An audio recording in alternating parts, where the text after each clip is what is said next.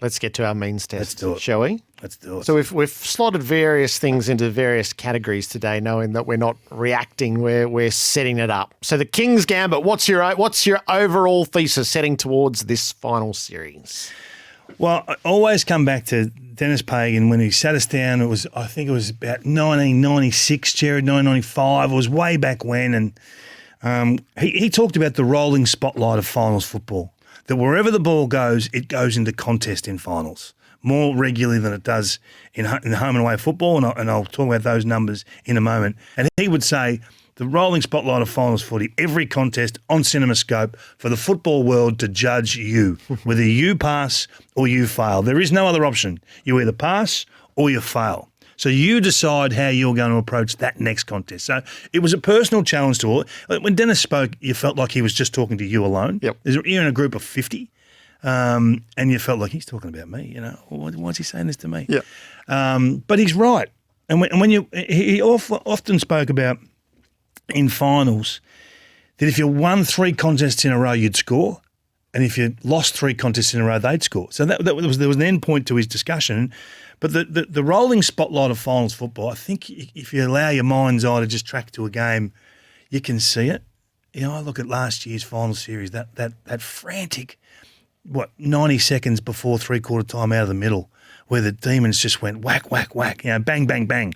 That James Brayshaw commentary still puts a shiver down your spine. You know, that rolling spotlight of every ball being won in the middle. It's only a metre. It's only a hand in here, disrupting the flow here and out and gone.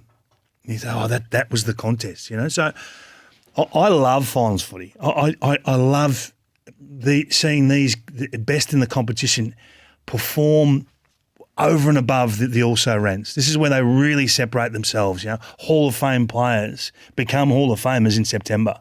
So I can't wait, Gerard. And this is one thing the bye does do.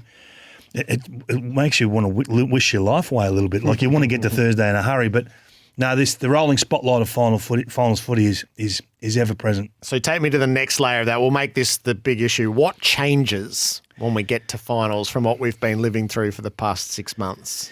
Yeah, there's no easy ball in September. So this is why we keep saying, we talk about preliminary final integrity, and people laugh, you know, what the hell's that? Well, the game shifts. So in the home and away footy, there's 100, on average, each team wins 137 contested footies and 220 uncontested. So they win it on the inside, get it to the outside, and you can play a bit of keepings off. You can sort of, you know, you can walk the ball down the ground versus the poorer teams and not risk losing or turn the ball over as regularly. In finals, the contests go from 137 to 141 and uncontested plummets. It goes from 220 to 197, right. So 10% less. So the guys that rely on uncontested footy, they dry up. Their numbers go from an average of, say, 25 touches down to about 15. They're the ones that really hurt. So if you can't win your own ball, you can't be a high achiever in September. You just can't be. So that's why we track back to the importance of those big boppers up forward, being able to catch a contested mark or two. You know, midfielders being able to send the ball your way rather than it going the other. You know, defenders being able to win the ball back when you're under absolute siege and the opposition have got their momentum rolling for a 10-minute window. Can you hold up behind the ball? Can you win contest to save scores against? So I think you'll see players this week and you'll say, he's not getting much footy. You know, does he win his own ball? And this is why we love the Clayton Olivers, the Christian Petrarcas, those sorts of guys, because they've got an edge. Jack Viney, what Jack Viney's done to Brisbane this year has been just ridiculous. So can Melbourne? Everyone's got their doubts on Melbourne, but the game shifts now back to Melbourne's footy. So that's why I think we're just in awe of what's about to come.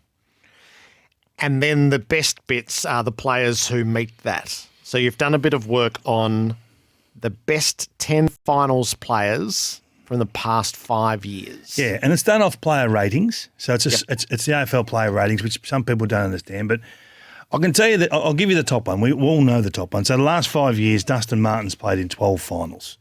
Can I just read you out those 12 finals, Jared? It's just ridiculous. So 2017, this is his final series. 28 disposals, 1 behind. 20 disposals, 3 goals, 3. 29 disposals, 2 goals, 2. 2018, 29 disposals, 1 goal, 2. And he was banged up in the prelim. Yeah, he was. Remember Barmy? Shouldn't have been playing. Remember Barmy? We had that little blue with Barmy. Yes. 2019, what did he have? 14 and 6 goals. 22 disposals, 2-2. Grand final, 22 disposals, 4 goals. 2020, he goes 25 and 1, 21 and 2, 21 and 4. The numbers are just crazy. So he's the highest rated player that we've seen over the last 5 years. So his rating is over 20. So a 20 rating, I think we've had, in the 12 years we've done ratings points, only 5 players have had a 20 rated season. So he's had almost half a season of finals footy rating 20. So that is just a rare breed. Yeah. He's just on a different plane. So it does rather matter whether he plays on Thursday night, doesn't it? Well, he's been best on ground in most of the games he's played, hasn't he? So I'll challenge you, and I'll challenge the Temper Texters. Who make up the 10? Now I can tell you that 2 of the 10 aren't playing this weekend. So Luke Shuey's not playing, and he's the second rated finals player. Is he really? He's played 8 finals and he rates at 17. Yep. Then you've got Ollie Wines, who's 8th. So he's played 5 finals, rated at 15. So they're high bars. They're great averages. So 7 slots left. How many 7 demons? left. How many demons? 2 demons. 2 dogs. 2 dogs. Why you call me 2 dogs? 1 Brisbane Lion, 1 Magpie, which is interesting. And another tiger. All right. So I 2 don't demons, know if you'll get the other tiger. 2 dogs, a lion, a tiger, and a magpie. Yeah. Let that roll around in your mind for a few minutes. 0433 98 11 16. Best 10 finals players over the past 5 seasons. The best bit with David King. Top 10 finals players over the past 5 years. 1 Dusty, 2 Luke Shuey, 8 Ollie Wines. And a little setup as 2 demons, 2 dogs, 1 lion, 1 pie, and 1 more tiger. So no Toby Green to our correspondent, and no to Mitch Duncan on that front as well. Yeah, come on, guys. So you had to have put one limit that you had to play 5 finals in that period, because otherwise you end up with 1 gamer. So yeah, all right. Pretty so we've basic got a stuff. strong push for Taylor Adams as our magpie. No, he's not in there. Okay, he's not in there, Gerard. Not even close. All right. Then we had, there's the Way obvious too Pendleburys. small, You're way too small. Pendlebury, no. No. And I think we might have had a Darcy Moore. No. Okay. No, you're off the mark. Give us the magpie. Brody Grundy. He's in at 6. Now, this is why it's a great talking point, because he's a guy that generates scores. This is what Craig McRae keeps talking about, Brody Grundy, doesn't he? He keeps saying, we haven't got him at the moment, blah, blah, blah, and we're having to do a bit of defending from our back half, and we're finding ways to win. What will happen to our contested possession and clearance game when he comes back? Look, it's just interesting, isn't it? I mean, Brody's a different discussion at the moment, but he's been a big game player. So when you're talking about these guys leaving a football club at the end of the year, I always track back to this. Who helps you win big games? You want to be making clear decisions if you're allowing Brody to leave. Yep. There's a strong push on the Tiger front for all of Flostone, No. Lambert, No. Hooley, No. and Curvis, No. Edwards. Yes. Well done. Who did that one?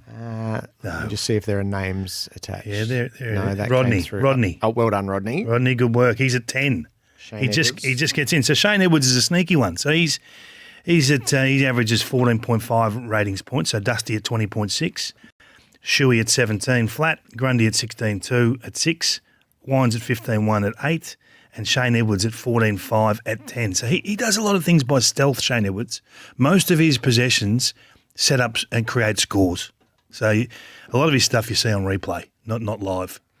The line almost unanimously has been Lockie Neal. Yeah, 100%.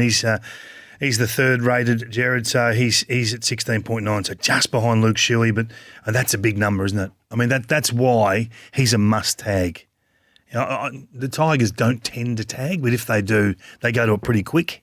So it'll be interesting to see how they handle Lockie on Thursday night. 2 Bulldogs and 2 Demons to round out the top 10. If you don't get this quaddy, Gerard, do not gamble during spring. The top 10 finals players of the past 5 seasons: 1 Dustin Martin, 2 Luke Shuey, 3 Lockie Neal, 6 Brodie Grundy, 8 Ollie Wines, and 10 Shane Edwards. The 2 Bulldogs. So the strongest push is for the combination of Bontempelli and Liberatore. Yeah. And then there's a bit of McRae and there's a little bit of Dunkley. Bontempelli at 9. He's averaging 14.6, so just ahead of Shane Edwards, which surprised me. Is a bit lower than I thought he would have been, given his grand final performances. And Liberatore is in at 7, 15.5, so he's just behind Grundy and just above Wine. So sneaky, Libba, like contested footy, game tracks back to clearances, taking territory, winning your own ball. He's sneaky good finals player, Libba. And 3 into 2. So Gawn, Oliver, and Petrarca. There's lots of Box Quinella players here. No, that you've got to get the 2. Are we going the 2 midfielders or the ruckman and a midfielder? I think I would have gone Petrarca and Gawn. Petrarca at 4 and Oliver at 5. Okay. So Max not there, but and again, there's a little bit of tactics about going around Max and those sorts of things in there. So Max is a bit of a different discussion altogether. But there you go. So it's Martin, Shuey, Neal, Petrarca, Oliver, Grundy, Liberatore, Wines, Bontempelli, Edwards, and some of those are splitting hairs down towards the bottom bracket of. I think 5 to 20 would be pretty close, but there's no doubting the top 5. And the beauty of that is 8 of them are in action on the weekend. Yeah. So we keep talking about winning your own ball. So what do you do with – this is always the discussion. What do you do with Petrarca and Oliver? Like, how do you get around the pairing? And this is why when you look at that – so track to the biggest games, the biggest home and away games this year, Geelong and Melbourne, what they were able to do with blitz halves, whether he was rucking – and then rolling over to a tag or starting as a tag. Sometimes he'd be on Petrarca, sometimes he'd be on Oliver, just mixing it up, just taking away one of the weapons. It's all situational. It's all head-to-head now. So your discussion every year, you always bring up oil and water, and I reckon it's a great way to do it. So that they've got a great handle on those players via blitz halves. Not many other teams have been able to clamp those guys or even tried. Because they just say, nah, too hard. We're just going to have to back our troops. It plays back to Melbourne's advantage again. So it's just a good discussion to have prior to watching them go crazy on the weekend. In our oil and water, do we have conflicting styles in some of these games? Do we have a couple that meld up that are water and water? Where are we in terms of the 4 matchups? Yeah, I love looking at this, and I think we've sort of owned this discussion in the last couple of years. So if you look at, let's start with the Fremantle Dogs game. Okay, so Fremantle versus Dogs, last time they played, Dogs smashed them in tight. Everyone just thinks, oh no, they just dominated. Fremantle dominated. That game was, just walk the ball down the ground and lob kick goals. Plus 29 contested ball, plus 7 clearances. They smashed them in tight and got the ball forward. Once they got it forward, they couldn't find a winner up forward. So since then, Darcy's come into that forward line. Since then, they've been better as a ball-using midfield group, the Dogs. But once they lost possession, they gave the ball. It was almost half-court basketball. Okay, you walk it out to halfway and then we'll play. So that's what happened. They took 140 marks. I don't even think that was by design. The Dogs, for some reason, sat off them, tried to do something a little bit different, particularly in the first half. It was only half of football. So you got to sort of understand that Luke Beveridge was saying, say what you like, guys. Say what you like, because it was only the first half. Fremantle kicked 6 goals out of the defensive half in the first half. They averaged 27 points a game. They kicked 6 goals and a half out of the back half. That's a mauling. But after half-time, it was back to 2 goals. So they changed the way they defended Fremantle's ball movement.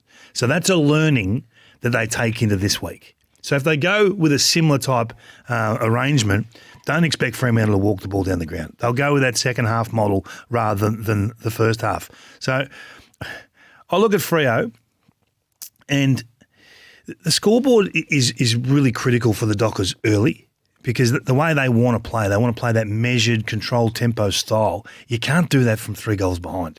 You've got to find a way to compete. So they've only won 3 of their last 12 first quarters. 3 of their last 12. So they've won some blows early. They've only won 4 contested possession battles in those 12 first quarters. 4 of 12. So they haven't been tough enough, and only the West Coast are poorer in first quarters across the back half of the year, that last 12 weeks. So I challenge Fremantle to turn up because we see first quarters in finals separate. I heard Bucks talk about this morning. You wear one blow. You know, the old Mike Tyson theory. Everyone's got a plan until you get whacked in the face. Yeah. You know, so turn up. Be ready to go because the Dogs they'll be amped up. You can imagine Bevo, you know, us versus the world. We haven't heard much from Bevo this year, have we? No, very little. So there's nobody better on a campaign bus, a 4-week campaign than Luke Beveridge. So I sort of was thinking yesterday, doing a bit of work, looking back at these games, you know, and for as long as I've known Footscray or the Western Bulldogs, they're at their most dangerous when they've been disrespected.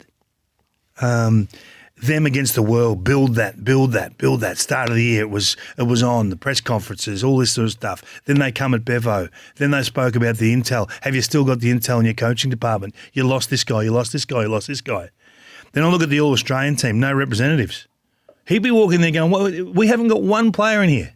So there's 11 people on this panel and they'd think not one of you guys, Marcus, Jackson, Tom, who else? Who else has had a good year there? None of you are up to this team. So I just think he's building this us against the world, against all odds mindset that we saw in the back half of 2016. No one gave him a chance in 2016, and I probably don't give him a chance this time. But they don't care what we think. So I think they become dangerous because they've been the disrespected Dogs. So definitely oil, water, Fremantle Bulldogs. Yeah, Dockers do it on ball movement and really set defence behind the ball, making it tough for you to move and try and hold up in that D50, whereas the Western Bulldogs, they just want to bash you. They want to maul. They want to rip your heart out a little bit. So it's a huge first quarter. It really is. Just to go back to that first quarter. So they've won, like I said, 3 of 12, their last 12 first quarters. Last year's final series, there were first quarter leads, so 8 leads. 7 of those 8 won the game. So some of them are tied and all that sort of gear. But yeah, so you have if you're not ready to go when that first siren starts, it can be all over pretty quick. And you're a Cat supporter. You've seen this tale. Yes. So just come ready to go, Freo, because I'm sure the Dogs will be ready to rumble. Stylistically, Brisbane and Richmond, before we play through the layers, what's the style battle? Yeah, well, Richmond are the best with the footy. Number 1 at taking it coast to coast. Number 1 forward 50 over the last 6 weeks. Number 1 at turning any. If you give Richmond the ball anywhere on the ground, they're the best team in the comp at turning that into a score via score percentage. So give them the ball. All 8 teams, they're the best. So they're the best with it, and Brisbane are in real trouble now. They were a great defence there for a while. Now they're 13th without the footy. Their back 50s ranked bottom 3 in the competition over the last 6 weeks. They're allowing coast to coast 10th in the competition, which is probably the worst of the top 8 left. So you've got to trim the fat now. So I worry about this game for Chris Fagan. I think this is a game that could really get away on them unless Lachie Neale has the big game, because Richmond they're a ball movement team essentially, all speed, all punish, all power. Their forward line is absolutely humming. You know, last time they played, it was a cracking game. Don't know whether you want to talk about it now, but 6 goals up at half time. Brisbane, Hipwood, Danaher, McCarthy, all hitting the scoreboard. Neale was winning clearances. They kicked 6 goals from clearances in a half. That's a massive statement. Won't happen. It won't happen in a final. It just won't happen. Damien Harvick won't allow that to happen. And then Richmond storm home. They win the second half by 7 goals. They have 30 inside 50s and a half of football against a pretty good side. So their ability to punish for Richmond is probably the reason when you watch them, you see the game meandering. Richmond went back, whoom, gone. Yep. That wing line speed, Rioli into Bolton, Dusty if he's down there. Jack getting ready, Lynch on the fly. So just the speed game with these two, I think, is the oil and water. Brisbane want measured, long, take territory, low disposal, long down the line, all kicking. Richmond, they want ballistic handball with an edge of violence attached to it that threatens corridor at all times, that makes impossible for defenders to zone off their direct opponent because they're coming through the edge of the corridor, if you like. So it's going to be brilliant. The Lions are living in the pressure index, is their finals record has them there. Their one finals win out of that 6 is at the Gabba against Richmond in a qualifying final, and the Tigers go on to win the flag. So that's the one upbeat there. The trouble, so it was concerning to hear Chris Fagan just reference Marcus Adams this morning. So it looks like he won't play again this season with concussion. It sounds really troubling behind the scenes. It's from a marking contest with Charlie Curnow at the start of the last quarter a few weeks back. Yeah, it was. And this, it's... I often have this discussion. Can you change a player's behaviour? Can you ask a player not to run back with the flight of the ball? Now, I lose this discussion every time, okay? Because I think Geelong put this on the radar about 5 years ago where they've got standards in their pre-season training. No one goes back with the flight.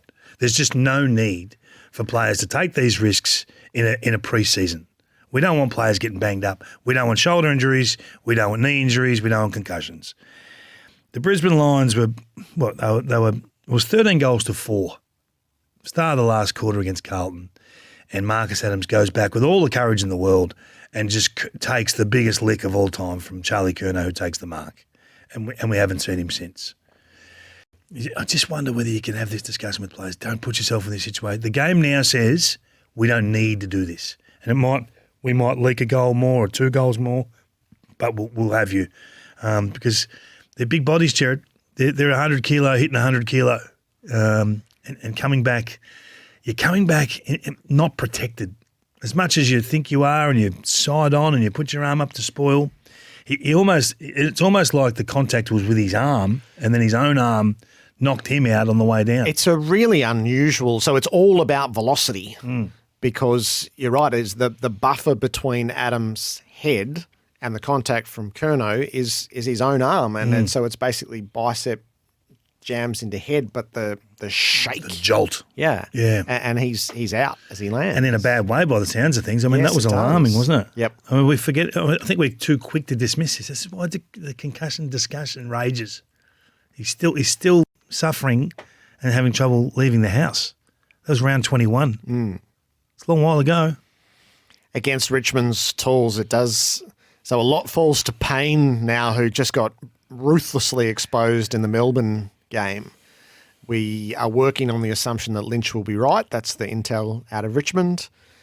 When last we saw him, he was in pretty good touch, and Revolt as well. So they have to do it the hard way. So the gap between Lynch just being out there, say he's 80%. Yep. I don't know whether you watch Hard Knocks at all, Gerard, but on Hard Knocks, Dan Campbell, the coach, says, no, hey, this is the healthiest you're ever going to be pre-season. Once the season starts, no one's at 100%, so get used to it. So if Lynch is out there, he takes the matchup, doesn't he? He takes Andrews. And Andrews is in good intercepting form, horrific defensive form. Okay, and I've said that for a month, and I've been challenged on that by the coach and by everyone. He is trying to help every other player in that back line. So it's admirable what he's trying to do, but he just needs to lock down a man. He just needs to say, Tom Lynch is not going to be a scoreboard impactor today. And then if Payne can do a reasonable job on Jack, great. If he can't, well, what's the most Jack can kick? And then you've got to worry about, can Starcevic do Dusty? And it feeds down. But just get your job done. I think Harris Andrews just needs to go back to being an old school back shoulder, less stand in front 15 yards, intercept marking. And I know that's a subtle change, or probably it's more than a subtle change, but it's not working at the moment, being that zoning defender in front, because you haven't got Adams there. You won't have Ainsworth there this week. So something's got to give. Those two suspensions loom, or particularly Rayner, doesn't it, as losing Ainsworth from in defence. So they are makeshift down back at a time where they're out of form, and they lose Rayner, who I think he'd been spoken around as the X factor in a finals series, and he's not there for an eliminator. So track back to form versus top 8. All right, so that's always the best guide. Does your brand work against the best?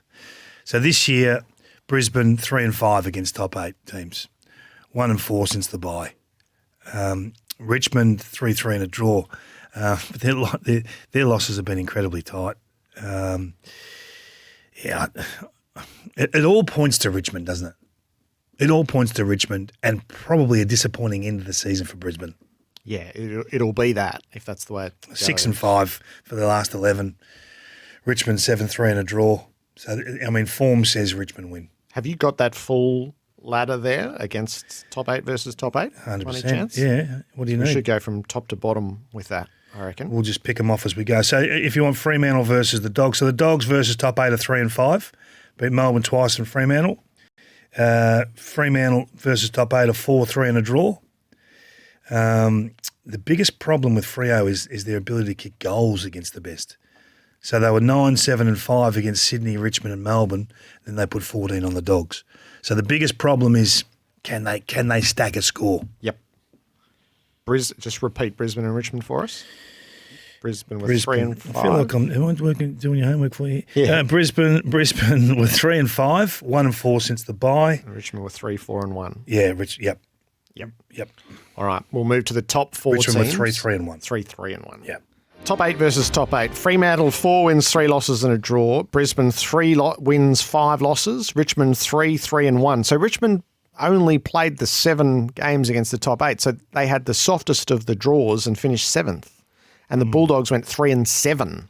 Yeah, I got that wrong before. I think I said 3-5. 3-7. I was trying to not disrespect them as much as everyone else is. It is amazing, though, isn't it? I mean, I think the Sydney Swans, not many people would have thought the Sydney Swans have the best record against the top 8 teams. 6-2 and a percentage of 118. So percentage is a very good guide in this. Cats 6-2 with a percentage of 110. Melbourne, whilst 5-6, got a percentage of 111. Yep. So still pretty strong. It's interesting. And Collingwood's 3-5. 3-5, percentage of 92. So the Pies are a fascination. Everyone says, they don't come up well on your numbers. Well, they do. It's just that if the numbers say what the numbers say for the first 3 quarters of their games, and then they say, well, hang on, we can't continue this way. So they play, in my opinion, situational offense. Right time, right aggression level.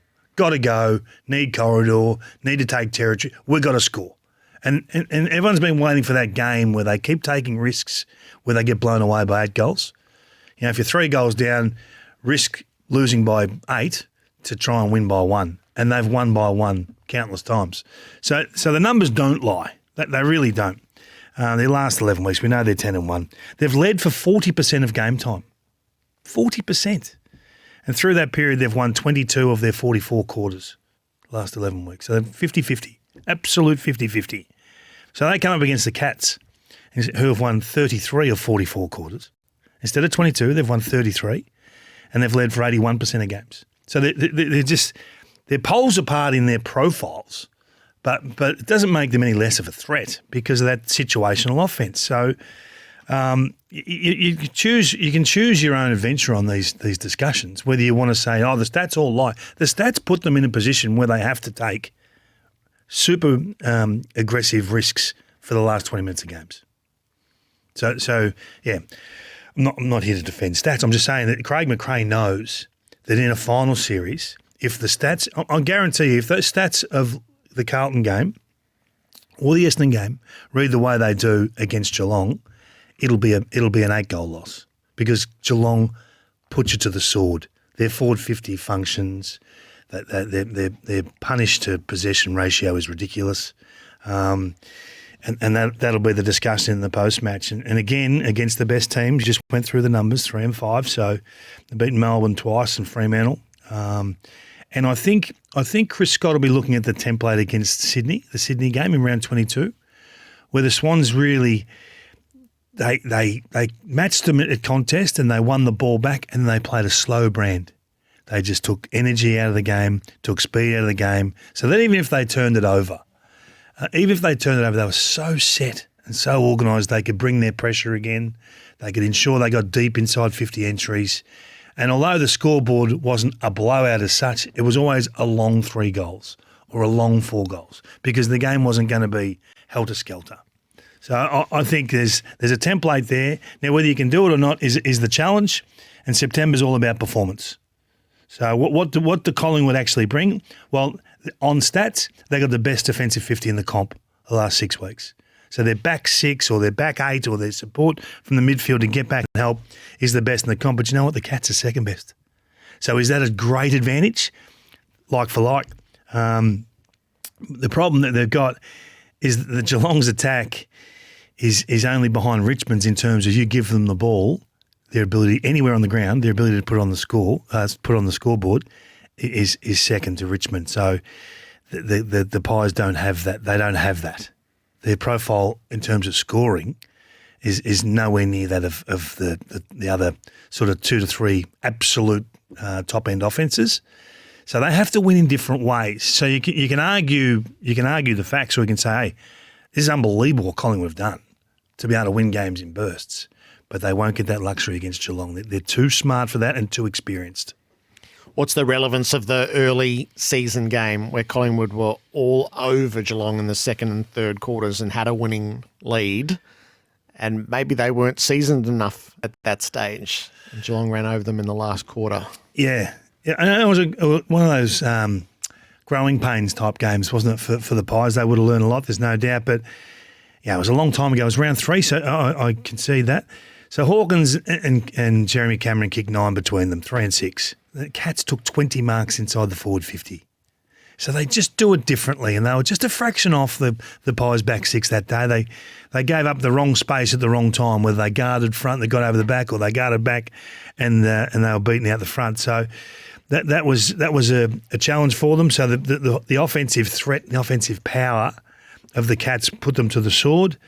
Adams and Grundy, that dominated clearances. They had 8 each, and that translated into territory. They had 59 inside 50s. They had a lot of opportunity, the Pies. So, will you get that same sort of game? I'm not sure. But all the talk's been about Geelong first week of finals. Okay, so why do they have the record they have? Everyone says, they've only won one of the last 7 or whatever it is, or 9 or however many it is. The reason that's been the case, their last 5 finals, they've kicked, last 5 first week of finals, they've kicked 5 goals, 5 goals, 7 goals, 6 goals, and 5 goals for the game. 5, 5, 7, 6, 5 for the game. So that's why they've been in this position, because they played that slow, methodical brand. And then you have to play like Collingwood have done. Then you have to go, we've got to flip it on its head and try and score. It doesn't work. And the games are over. So that's why the inclusion of Jeremy Cameron is so important and so critical to their scoring. It's why he is the most important player in this matchup. And I know he's coming in a bit banged up, but he just creates scores. I mean, for him to kick 6 last time, I think he kicked 6-1, had no other score involvements. That was it. He just found ways to challenge Jeremy Howe if he zoned off a fraction, and he had Imagine for a little bit, and he had more for a little bit. So there was a bit of a mix and match going on, but this is why the Cats have had to change. This is why they've had to play, we had to go back to that Chris Scott statement. It might cost them the opportunity to make finals, let alone win them. But if they get there, they'll be a healthier product and a more offensively geared product and more of a threat in this final series than what they've been in the past. There's no doubt this is their best chance to win it for a decade. No doubt. And all their numbers say they're not just the best team in the competition, they're the best by a long way. I think they've got an average, where did I write that? An average winning margin. They're 11-0 over the last 11 weeks, and an average winning margin of 39 points. Like, it's not even close. So they're in rare air. So can they just turn up and play that way in a final in the first week? Who knows? But I'm backing this new brand. The debate that centres around Geelong and Collingwood. We'll do Melbourne and Sydney next. We might do that from the point of view of preliminary final integrity, because I know you feel like the winner of this gets the saloon run from here. Kingy, you're big on the PFI, preliminary final integrity, that sits over Melbourne and Sydney because the advantages here for the winner are extreme. Do you remember the last time they played? Melbourne and Sydney? It was back in round 12. It was a cracking game. It was. Cracking game. In the end, Sydney's second quarter was the reason that they won. Pressure through the roof.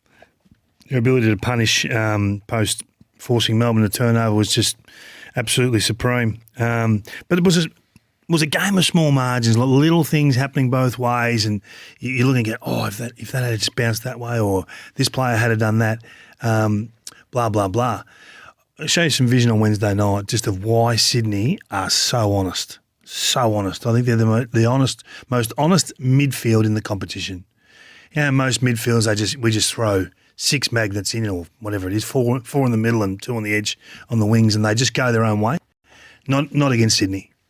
Not against Sydney. So I'll show you some vision on Wednesday night. But Max Gawn's game, he had 28 touches, 9 marks, 5 of those contested. He kicked 3 goals. That's right, yeah. He had 10 score involvements. Melbourne only scored 16 times, and he was involved in 10 of them. He was just amazing. And I know it was against Laddams, and people are quick to throw that at me when I bring up Max, but we were all talking about it. Is it the best ruck game we've seen? So what will they do against? How will they deny Max's ability to stop the ball movement at the pass and be that midfield, that wing line brute, just contested marking everything? And I think that's where the game will be won and lost. It'll be won and lost at the wings. I looked at the way the Swans brought the ball into their forward 50, and they just challenged Lever to stay on a man. Often it was McDonald, who had a pretty good night. The last time they played. So it's just going to be one of those games where this midfield of Sydney is a little bit different. So they're 6-2, like we said, against top 8 teams. Melbourne are 6-5, so they've had more exposure, and you generally go about 50-50. So that's not a bad record. But if you go a bit deeper into Sydney, they've won their last 5 against top 8 teams. So in terms of running into the finals, that's really, really good. Defensively, they've controlled the opposition, the quality of those guys, the top 8 teams. So Collingwood kicked 50 points, Fremantle 65, Dogs 67, and they held Melbourne to 61. So they're low totals. So they will beat that every day of the week. So it's just interesting to watch. So these two teams are super strong at contest. So everyone just thinks, Melbourne games, they bash you. Okay, so Melbourne are a better clearance team than Sydney, but only just. 3rd and 6th ranked the last 6 weeks. If you look at contest outside of clearance, so in general play, whether you win the ball, winning your contest forward of the ball or winning it back behind the ball, Sydney are the best in the comp. Melbourne are second best. Right. So this is, in terms of absolute contest, these two are excellent. So there's a fascination there as to who actually gets. If Sydney get control around the ground at contest, they just win this because their ball movements are a little bit better than Melbourne's, and their ability to get it on the scoreboard's a little bit better than Melbourne's. But I just think this contest battle will be a ripper, and I'm looking between the arcs. So I think the most important ball when you play against Melbourne is your long kick out of your defensive 50 that goes to the wing line where Max Gawn or Luke Jackson reside. And if you can either bring the ball to ground or outmark them, but not be outmarked by those guys, it is critical.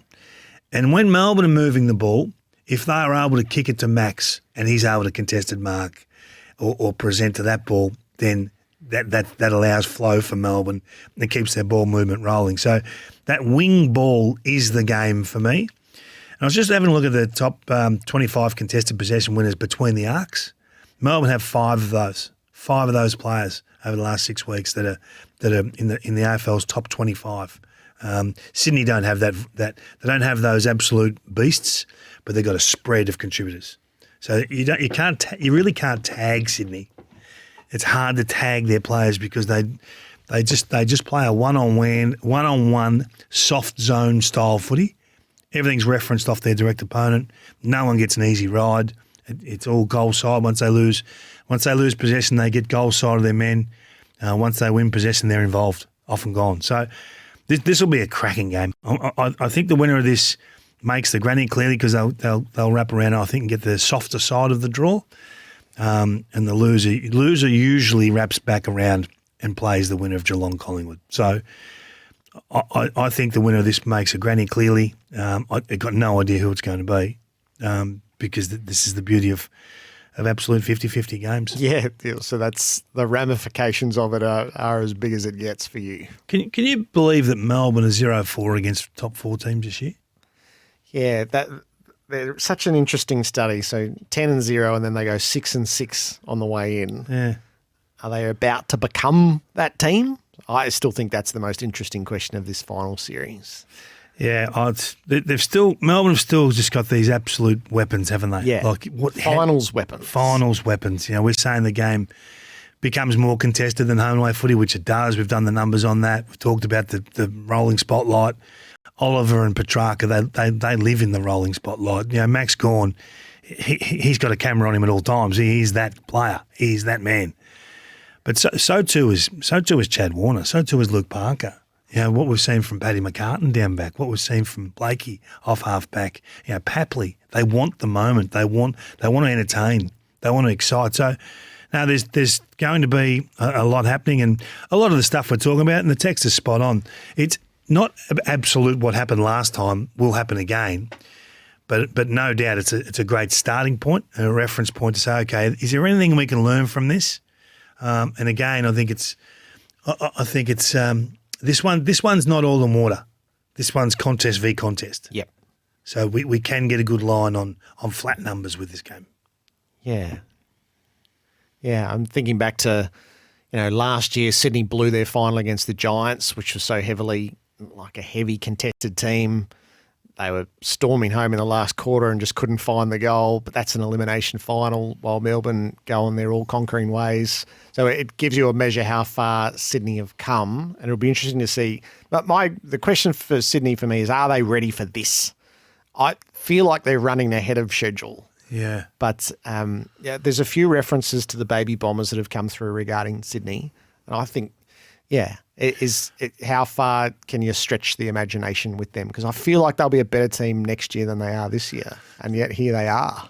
They got players doing things ahead of time, though. Yeah. So how far ahead of time is the hard one, isn't it? It's impossible to know. And again, to steal one of your terms, you often in hindsight, you review this in hindsight, saying, "Oh, we should have known that, and we should have known this." But they do have some very experienced players in there that I think just control everything perfectly. They don't miss much. And I think the coach has got everything. They've snuck into a final series, finishing third. Really, no. I mean, there's not been a lot of conversation about Sydney, and when they do, it's almost a shock. Oh, Sydney are playing well. No, they've been pretty good all year. We saw it coming last year. We thought it'd be next year, but here they are. All right, the seedings, the finals seedings for Red Energy. Moving house called local energy retailer Red Energy. So just as a starting point, any from outside the top four, or are you settled on the top four? I'm settled, yeah. Okay. I'm going to have one from outside the top four. Are they in the 8? They are. I'm putting Richmond at 4. Okay. Yep. For the reasons you keep telling me what they do with the ball, the finals experience that they bring. I'm working on the assumption that Lynch is going to be there and that Dusty is motivated to play. It's a good matchup for them, I think, first up. The Lions look like they're coming apart at the seams a bit. Now, maybe they can correct that. If Richmond can roll into Brisbane and start this campaign and put the frighteners under a few, I could see that amounting to not just one finals win either. So I'm going to put Richmond at 4. Who have you got at 4? The Pies. They finished top 4 for a reason. I know the small margins at the end, and you can talk about percentages, but I just have faith in the way the final system works, that they wrap back around. Both halves wrap back around. I still think Geelong will get them this week, but I think they'll wrap back around and an opportunity against Melbourne or Sydney. I've got Collingwood at 3. Sometimes you just have to believe what's happening without delving too deep. Who have you left there? I've left Sydney out. Oh, Gerard. But I told you weeks ago. Done yourself a mischief. They're going to be holding the cup up, and I'm going, I'm not sure about Sydney. Who have you got at 3? No, Sydney, and only a whisker off 2, really. I mean, Melbourne and Sydney, just take your pick. It's line ball, so I like the way they play. It's different. It's aggressive. It's honest. It's finals footy. They set up for finals every year, and they haven't made it from. When they don't make it, that's fine. They're still setting up a brand that's going to hold them in good stead. So, no, I'm Sydney at 3. I'm Geelong at 2. Best they've been placed in a decade. I do agree with that. Yeah, no, well, I'm Melbourne at 2, and we acknowledge their best, and we acknowledge that the game tracks back towards where they are with the contested brand. Just still think they're having trouble moving the ball and scoring once they go forward, and teams are playing differently against them. It'll be fascinating to see how Sydney approach them, but they're a 2 for me. I've got Melbourne at 1. I still think their best is the best. It's just, are they about to be that team? I've been waiting all year. Are they going to be that team? We're going to find out now. Geelong, mate. Geelong at 1, and I'll stick with it. I think only a freak event stops Geelong from winning the flag this year. Yeah, all things statistical says, yep, it's them. I think there's a different belief down there at the moment. I think they play a brand of football now that engages in turnover, not being perfect, and I think it'll work out perfect.